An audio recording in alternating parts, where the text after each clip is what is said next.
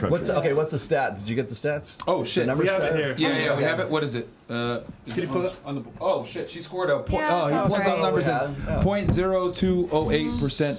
So yeah, perfect. Well, I'll invite all of you to my wedding one day. Especially you. She actually said less money than I thought. 400K puts the guy in the top 1%ish.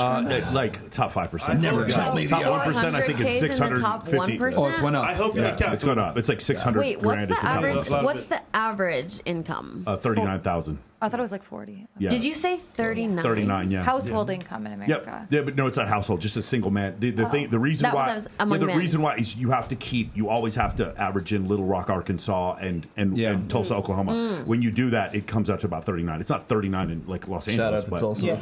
yeah. So that's why it makes it different. Again, going back to what you said. So like 400,000. That used to be the top 1%, like 454,000. Now it's like maybe that's the top 8% or whatever. Being 5'11", I think puts in the top 17% of men as far as how tall they are. And so these things, they compound because it's not 17%. It's the top 1% of the 17%. Do you guys understand? Yeah. That's how you get 0.2%. And here's the scary part: we haven't even accounted for him being good looking, Physical being charming, attractiveness. being Yes. clean. Same I know a lot of religion. you girls said hygiene, same religion. And by the way, making $400,000 a year, software engineer, also autistic, possibly. Like that's the other thing that you have to deal with. Yeah. And so those things kind of disqualify men, and it just gets more and more ridiculous. Whereas if she sleeps with one of the guys who's in that And category. the ones who are normal already have 12 girlfriends. Because Yes, and that's exactly where I was Because going they with can. it. Yes. And so Because Everybody's chasing the top 1%. What I will say, though, is even though to the people watching and listening right now, that seems like a very small, and it is a very small percentage of the total population.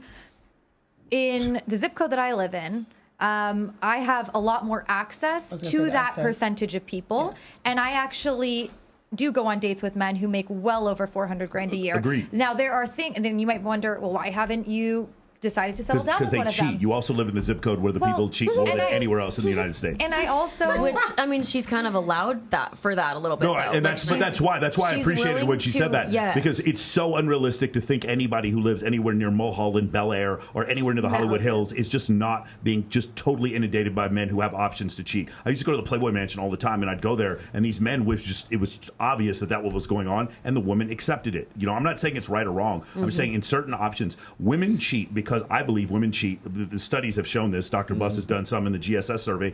Women cheat because of previous sexual partners. Men cheat because of options. And the more options they have to exercise, if you end up marrying a drummer from a huge band, he may have had more sexual options beforehand. He's going to have tons of sexual options during the marriage, and that's why he's going to cheat. Women don't have to want to have sex. When women want sex, sex manifests. It just shows up. Ladies, if you wanted to have sex tonight, how hard would it be for you? And ladies, would you be able to have sex tonight? Natty, would it be able to happen? Yeah? Oh, yeah. You guys be okay. So that's the thing. Men, a lot of men can't cheat.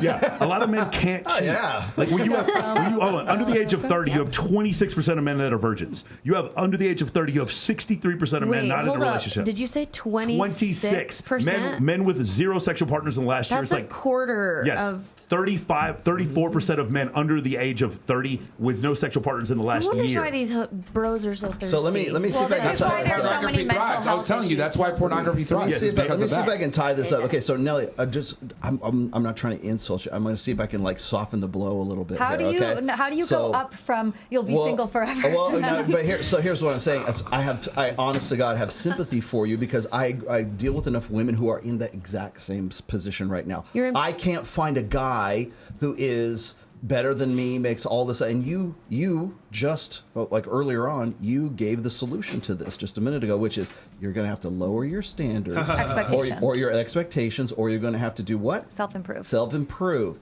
How much self-improvement do you have left to do to get that guy that's at the status that we just did the stats for? Well, so do you think that lowering your standards is the only option that's left for you? Well, I'll say this. So for myself personally, because it's a personal question, I moved to Los Angeles in February. I was in Miami before. I was very focused on filming the TV show, getting a visa because I'm Canadian, getting my degree because that was important to me, because then I knew I could sit at a table like this and say that, and I could hold my own a little bit more one day. And so for me, those things were important. So I've only really been aggressively dating for a few months now. And I feel that within a year, I will be able to find that. And self-improvement, I could probably lose 5 to 10 more pounds. Don't do it. Well, listen, the thinner the girl, the bigger the rock. Oh my God, bad advice. No, I'm saying you're thin though. He wants at least something. He didn't want to break Were we you. not Listen, just talking I'm not trying to promote eating disorder. I'm talking about myself, though. She's tiny. No, but it's funny. Dog shit advice. It's funny. I'm self-aware. Dog I'm shit self-aware. Going back to what he says before, there's a male over-perception and a perception bias. Women tend to like Brad Pitt in Fight Club, but men think that men should look like Arnold Schwarzenegger, and women think that other men like Twiggy when actually they like girls with a little bit more athleticism or curves, like what Fresh is trying to say. Mainly athleticism. We like some athleticism, some I was going to curve. say, build a bigger booty. Don't lose weight. Well, I work out for 2 hours every day already. So I'm doing squats and lifting weights. I think for me right now, what I can do to get that kind of guy we talked about is go on as many dates as I possibly can to get to know as many men in that caliber as I can. With guys Spam who approaches. Well, I don't like to waste Rapid people's fire. time. So I'm not going to give a man a chance if he asks me on a nice date if I don't think off a dating profile that he's my guy. Out of respect to him, respect to myself, and respect to the person I'm meant to be with. But I will go on, entertain as many possible men as I can in early stages of dating to see if I have a connection with any of them. That's what I can do. I also can continue to maintain my appearance. And I know for men, maybe you guys don't realize how much money and time goes into looking a certain way for us women. No, but it's a lot. We're aware. Yeah. It's a lot more than a first Nelly, date. you have to stay in Los Angeles too?